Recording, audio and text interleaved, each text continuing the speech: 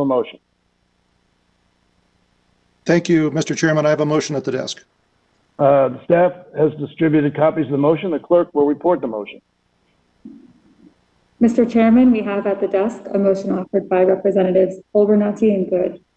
Mr. Obernolte and Mr. Good move that the Committee on the Budget direct its chairman to request on behalf of the committee that the rule providing for consideration of the bill make an order an amendment to strike underlying policies in the legislation and formulas which would, 1, further economically disadvantage rural Americans living near the poverty line, and 2, disproportionately favor large cities. The member from California, Mr. Obernolte, is recognized for 6.5 minutes. He will also have 1 minute to close. Thank you, Mr. Chairman. Colleagues, this motion is about implementing simple fairness in the distribution of funding under this act.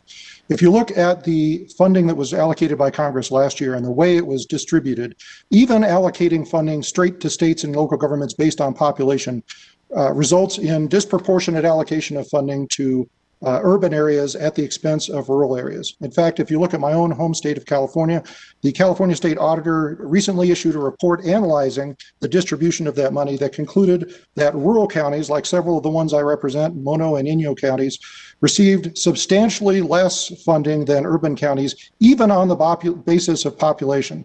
Colleagues, that is simply not fair. The act as it sits in front of us today includes a provision that would weight the distribution of funds to states by other statistics such as unemployment. And unfortunately, unemployment is a statistic that disproportionately favors urban areas over rural areas. There are other metrics that are equally meaningful in this debate, such as the rate of child poverty, that would restore a fairness and an equity in allocation of this funding to rural states. In addition, this motion alters the formula for the distribution of funds for the grant program under the Federal Transit Authority. Now, the act as written allocates $30 billion to this grant program. Colleagues, less than 1% of that funding, less than $300 million would go to rural areas, and all of the rest would go to urban areas. Now, I challenge anyone speaking in opposition to this motion to explain to me how it's fair that 99% of a grant program goes to urban areas and less than 1% goes to rural areas.